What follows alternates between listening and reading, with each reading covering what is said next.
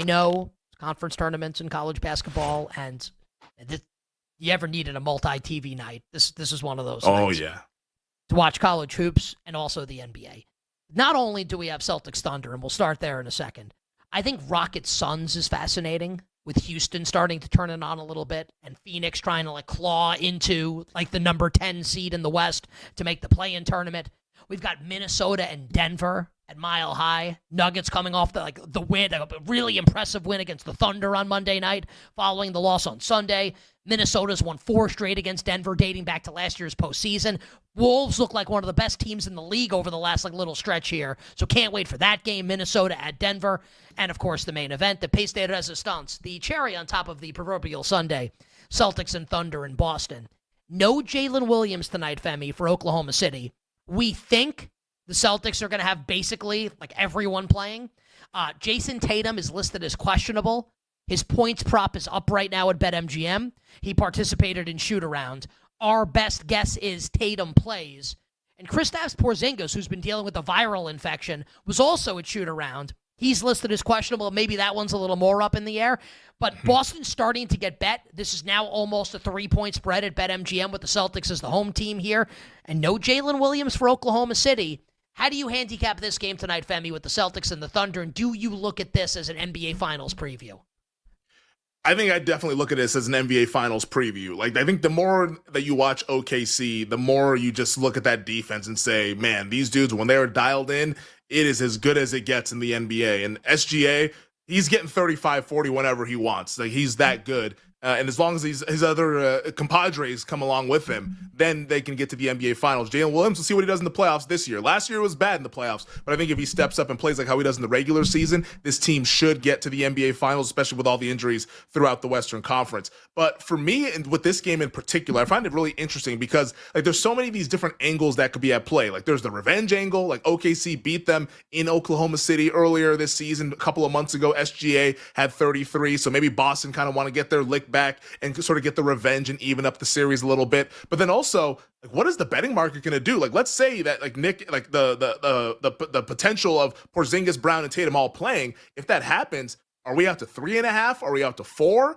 In that instance, I think Oklahoma City becomes really interesting. A team of that caliber, best net rating in the league and on pace to have one of the best net ratings ever, getting points, even though it's on the road and Boston's a tough place to play, you gotta OKC getting those points, getting more than a possession. So my strategy with this game is, hey, let's wait to see if we get Porzingis, Brown, and Tatum in, because I think the betting market gets pushed out. If that happens, I bet OKC. If those guys are out, let's say that it's Brown and Tatum and no Porzingis, I think I just pass, maybe look at some props is the way to play this one, but I don't think I'll be playing the side or the total if it's Brown and Tatum and no Porzingis in this game. But if Porzingis plays and they're all healthy, I think it's a chance to bet Oklahoma City, because when else are we going to get the opportunity to get these guys 3.5 or more, even though it's on the road at a pretty tough place? I want to do a bit here and be hate to agree with Femi. I do agree with you. And I feel like that's how I'd like to play the game as well. And I think it's going to be really interesting, right? If we get to the fourth quarter of this game, and I hope that this is the case, both because I'm going to bet Oklahoma City if the spread continues to go up, and also just as fans, don't you want to? I guess if you bet Boston, you'd like to see them win by 1 million and just win your bet. I want to see a close game tonight. I want to see how these two teams react when they play each other, and this could be the NBA Finals matchup. And what I've been saying, Femi, for a while now, and I'm far from the only person saying it, that if you want to be anti-Thunder, right, in a big spot, you want to bet against the Thunder in a Game 7, you want to bet against them in a postseason series, what you're going to say is, okay, fourth quarter, game slows down. We're going to throw all sorts of defenders at SGA. Someone else is going to have to beat us.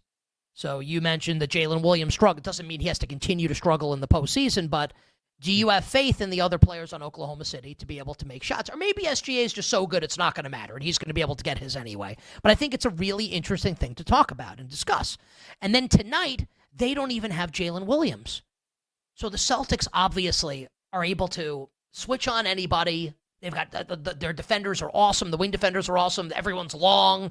They're obviously a team built for sustained success on both sides of the ball, right? So if we get to the fourth quarter and the game's close, I think they're probably not going to let SGA beat them.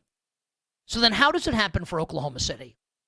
And I want to go back to a game that they played last week. Now, the opponent that they played was not great, but they played Portland last week at home, and this was before the back-to-back against the Denver Nuggets. And like everyone sat in the game. Chet Holmgren didn't play, Jalen Williams didn't play, SGA didn't play. Aaron Wiggins scores 30. Isaiah Joe scores 16. Even Alex Caruso, who I think might be an X factor in tonight's game shooting the basketball, scores 17.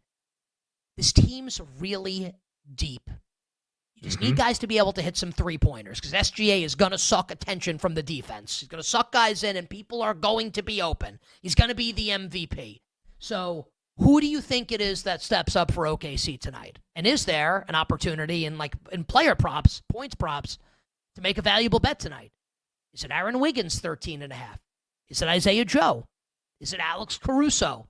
Because, Femi, I think that's what's going to happen. The game's going to get close, and the Celtics are not going to let SGA beat them. And then what happens? And I hope that that's the scenario that we get tonight. I think we might learn something about the Oklahoma City Thunder tonight. 100%. Yeah. And I don't think we can learn anything about Boston because we've seen them go through a title run or whatever. But although they still have those weird moments in some of these close games, but OKC is the team that you want to learn about. On the road, can you win? Because they lost to Cleveland in Cleveland earlier this year, and that mega game that was so built up and it lived up to the billing. It was awesome, but they lost that game late. Can you win this game against Boston? I'm curious, a guy like Chet Holmgren though, because his points prop is at 15.5. If someone like Porzingis is that's out, come down a little bit, Femi. That was 16.5 this morning, so it's come down a little bit for Chet Holmgren. And maybe they're expecting that Porzingis plays because the totals also ticked down a little bit. It was 229.5 earlier this afternoon. Now it's down to 228.5. So Porzingis being out there, the Celtics defense goes to an even higher level. It gets to be pretty ridiculous what they can do. They're almost to that OKC level. So maybe that's an indication that Porzingis is more likely to play than not. But if he doesn't play in this game, Chet Holmgren can give you 20 as well. As great as he is defensively, he's also pretty skilled offensively. And if there's no Porzingis, you limit their size to where it's just Al Horford and then those guys. I'm gonna like Chet Holmgren a little bit, 15.5. He can stretch you out, shoot from 3-point range, also gets it on the inside. Those are the kind of interesting matchups that we're gonna learn in this game. But I want to ask you this because right now both of these teams are odds on to win their respective conferences. OKC right now, minus 150, I believe it is, to win the Western Conference, and Boston's minus 125. If one of these teams didn't get to the finals, which one do you think it is? Is it OKC or do you think it's Boston? I want to say OKC.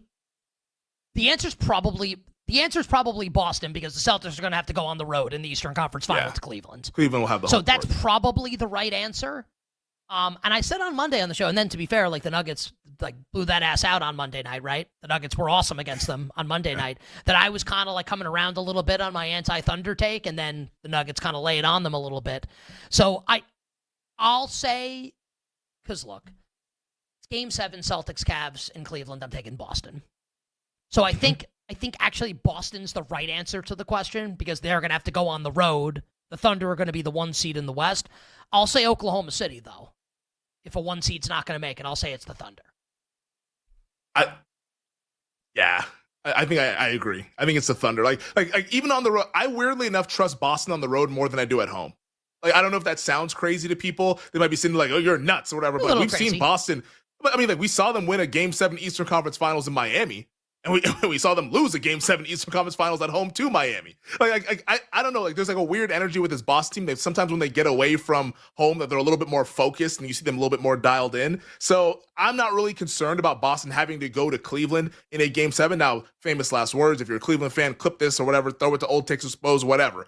In that game, I'm going to like the Boston Celtics to win that Game 7. So I still think there's a lot of other kind of hurdles and potential landmines that OKC has to dodge out west. And versus Boston, I think it's just one team that they're competing with. And that one team has home court advantage, but it's only one, and it's the Cleveland Cavaliers. You can make a number of different cases out west, whether it's Golden State, Lakers when they're healthy, Nuggets with Jokic, like the T-Wolves can maybe knock them off, whatever, because they always play OKC tough.